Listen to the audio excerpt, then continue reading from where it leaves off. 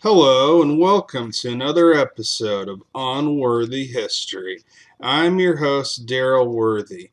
Now, here on this channel, we try to bring you actual history, which you can't find many other places. So, in this episode, I'm going to continue doing some history of Russian, basically, suppression of the Baltic States. So, we know that right now, as I'm recording this, they're still attacking and harassing and killing Ukrainians, but this is some history of when the Soviet Union was still around, and they basically held much more area. So in particular, I'm going to read from this article right here that I found today. So it's called KGB Censorship and Surveillance of Publications by Lithuanian Emigres in North America During 5 Decades of the Cold War.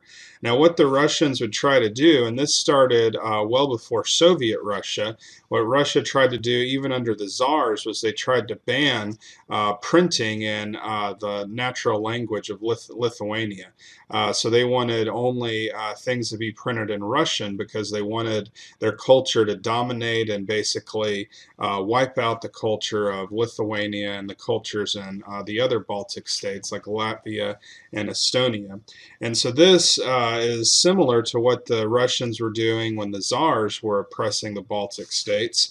This is what they were doing under the Soviet Union. The second Soviet occupation, 1944 to 1990, at the end of World War II, resulted in an unprecedented exodus of Lithuanian intelligentsia to the West, where by its very existence it constituted an ideological enemy of the totalitarian Soviet regime imposed upon Lithuania. Viewing themselves as political refugees, the refugees formed a strong anti-communist bloc that was of special interest to the Soviet authorities.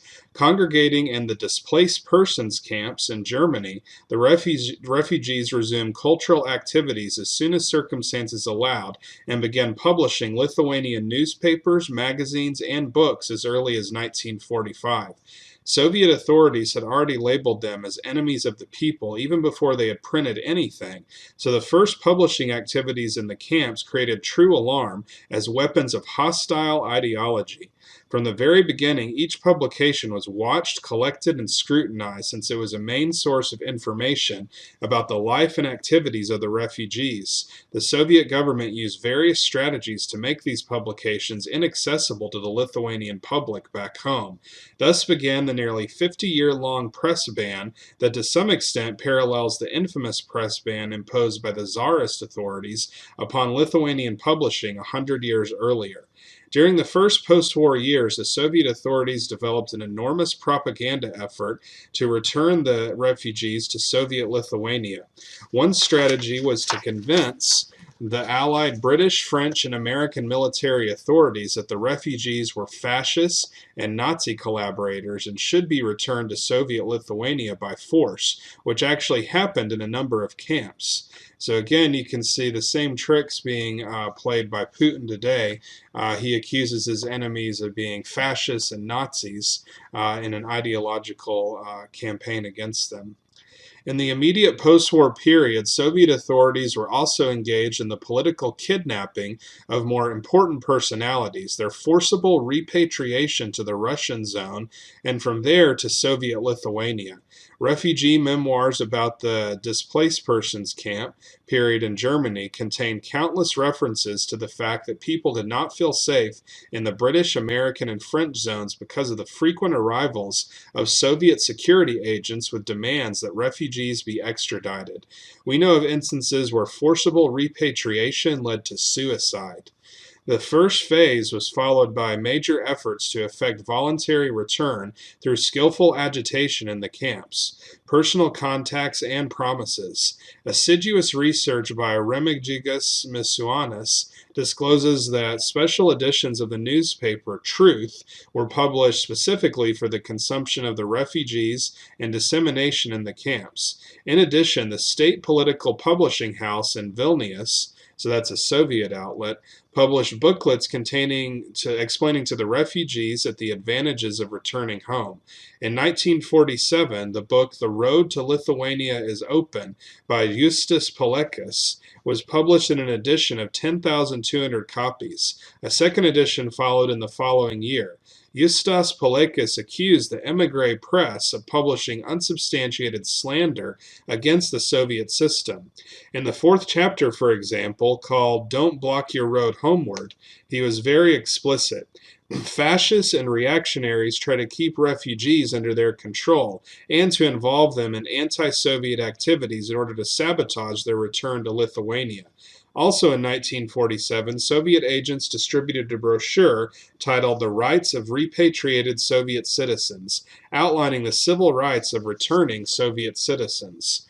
All these efforts and appeals fell on deaf ears in the camps. People who had witnessed the deportations and political terror during the first Soviet occupation were not willing to believe these promises. Incidents of voluntary return were very few and isolated. These were always followed by public statements of repentance, denunciations, and apologies, visible illustrations that the repatriate had become a tool for the regime. Soviet authorities also engaged in recruitment. Their success or lack of it among the refugees in the camps or during immigration is less well known. The best known example of a successful recruitment of a well-known personality is the case of the journalist Vytautas Alseika. Alseika left Lithuania with the bulk of other refugees in 1944, emigrated to the United States, but then returned to Soviet Lithuania in 1972. In immigration, he served on the board of VLIK, the premier political organization established by the exiles for the purpose of liberating Soviet Lithuania, an organization that was of special interest to Soviet authorities. Upon his return, he authored two books, 3 Decades in Immigration and America, Reality and Myth. An introduction by Julius Butanis illustrates that Alseika was expected to expose the political leadership of the above agency as corrupt and fraudulent. Butanis writes, Alseika's book paints a broad picture of post-war exiles and their community. It provides sufficient proof that the political activities of the bourgeois and religious leadership is hostile to the interests of the Lithuanian nation. The author provides documentary evidence to support his statements and conclusions, and unmasked persons who call themselves leaders as nothing but self-serving demagogues. A recent publication by Wazos Banionis, The Case of Lithuanians' Independence in the West, 1975 to 1990, provides documentary evidence that Alseika's books were written on orders from the Lithuanian KGB. Alseika's return and exposure as a Soviet agent deeply shocked the emigre community and encouraged renewed vigilance. Moreover, it solidified the negative attitude toward any kind of cooperation. So I think this is an interesting piece of history that kind of sheds more light on Russia's actions against these Baltic states that they were colonizing. I've done a whole series on Soviet Russia's colonization of the Baltic states, and here this focuses more on propaganda campaigns against people who had fled from Soviet Lithuania in order to try to get them to come back and be good bourgeoisie hating communists and things like that. So that's it for this episode.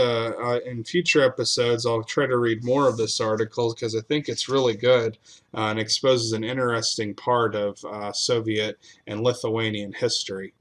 So if you want to see more episodes like this, then be sure to like and subscribe, and we'll see you next time on Unworthy History.